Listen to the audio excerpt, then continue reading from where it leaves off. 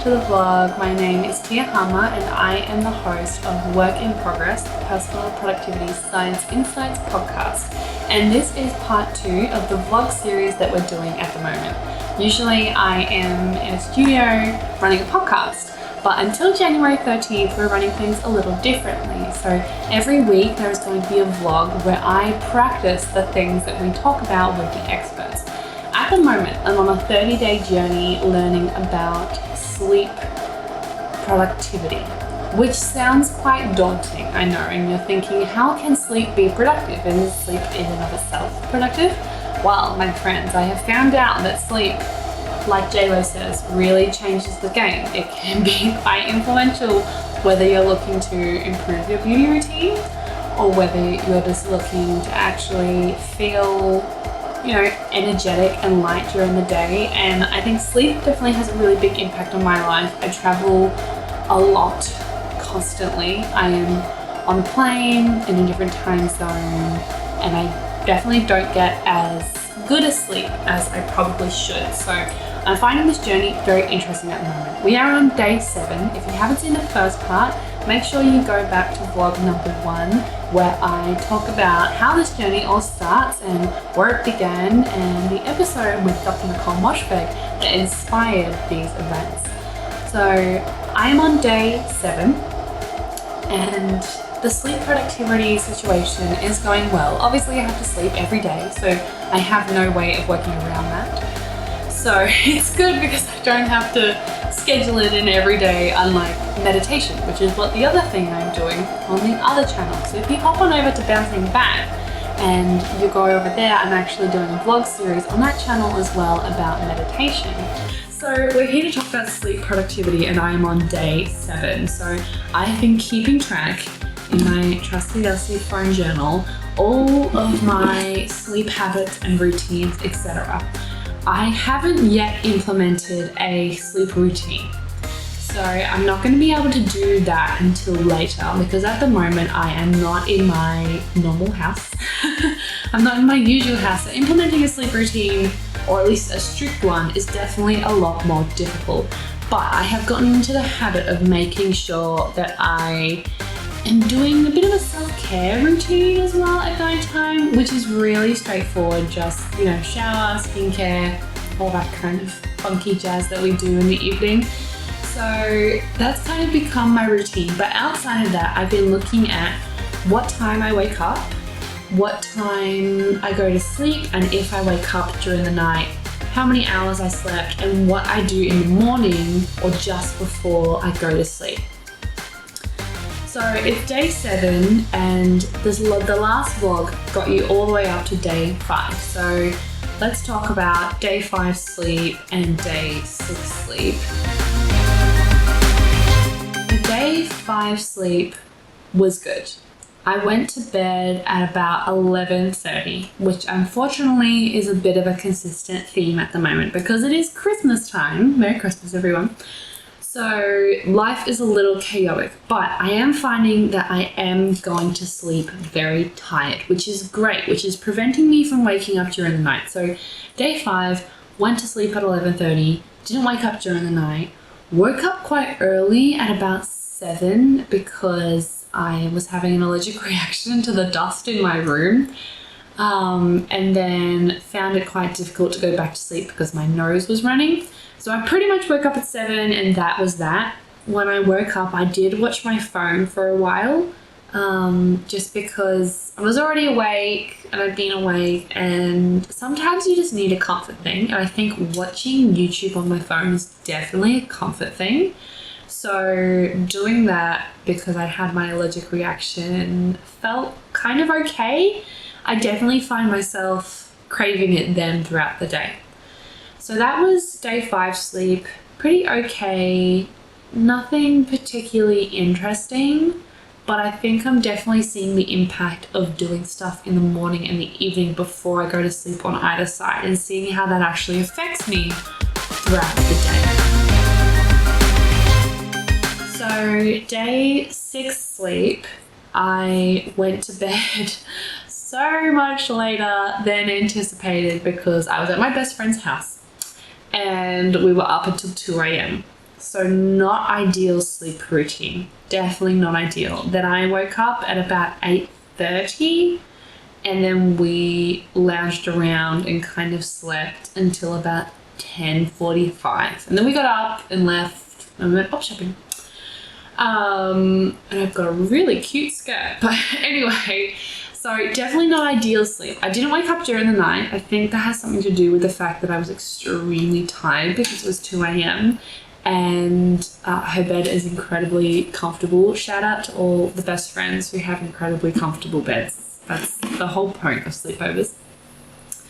But yeah, not an ideal sleep schedule, that's for sure.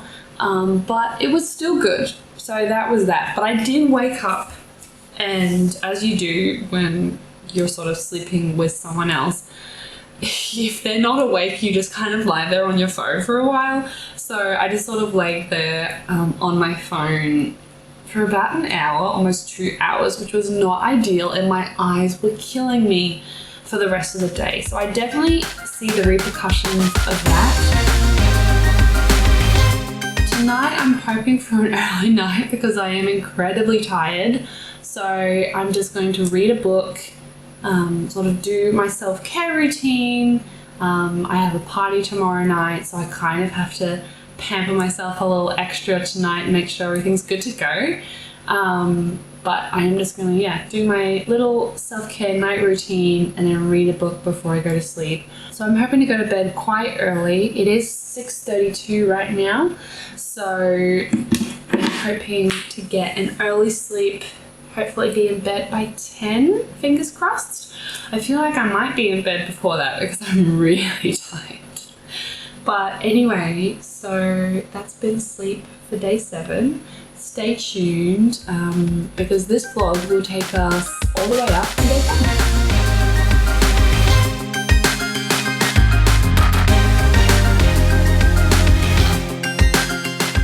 Hi guys. So it is day 8 of the sleep productivity practice vlog. I'm doing well. Last night's sleep was obviously also not ideal. I got to bed at about 12, so not as late as I was anticipating because I was at a party, as I told you guys I was going to be. But definitely wasn't the ideal kind of routine beforehand. I went straight from the party to my house, took off my makeup, had a shower and went straight to sleep. So not ideal, but I didn't go on my phone. I didn't read and I didn't meditate, but I did still manage to have a really good night's sleep. I was very tired because I'd been at a party, so that was great, and I really enjoyed the party, which I think really helps when you go to sleep. But besides that, it was good. So that was day 8. Nothing really amazing. I woke up at like 9:30. I had a really slow morning. I didn't go straight on my phone, so that was good. I actually woke up and I read just a little essay from John Green's The Anthropocene Reviewed. Amazing book. I love that he has those little essays. They're really great for when you're traveling and just want like a little snippet of something, so I highly recommend his books. They're not always the best at nighttime. At least on The Anthropocene Reviewed, not always the best at nighttime, just because some of the essays are about like the plague and all that kind of stuff. But in the morning, they're very great and very insightful. So yeah, that was day 8.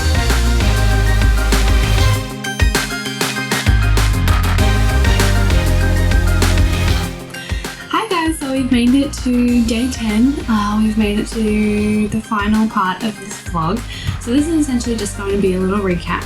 The last couple of days have been the Christmas holidays, so we've been seeing how my sleep productivity kind of operated in the last couple of days of the holidays.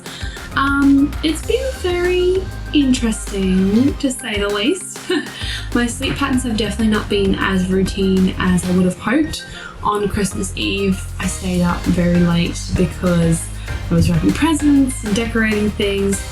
So the sleep pattern hasn't been as kind of stable as I would have liked. But the pro in this is that I've gotten to see what the positives are of actually having a clear sleep pattern and a clear sleep routine, because over the past week, or over the past couple of days anyway, when we've gone through that Christmas period, it's been very rocky in terms of my sleep stability and my sleep schedule, and I'm waking up in the night consistently.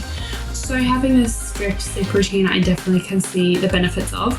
I am thankfully flying back to Melbourne tomorrow, and I'm very excited to be back in my house, back in my own surroundings, you know, in my own bed, in a space where I am very used to operating. So I'm excited to see possibly how my sleep patterns might change then, just to see kind of how it goes essentially.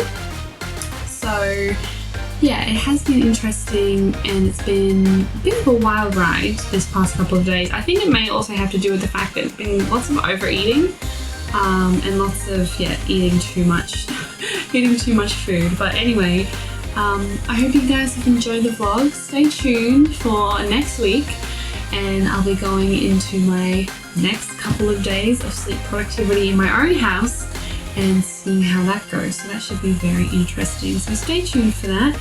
Don't forget to like and subscribe the channel, and if you're interested in learning more about productivity and science and how they collide, then feel free to head on over to the podcast that I host, which is Work in Progress, the Personal Productivity Science Insights podcast produced by LMSL, where I get to talk to amazing people about productivity, science, achievements, and how to be your best selves. So stay tuned, and I will see you guys next week. Bye bye.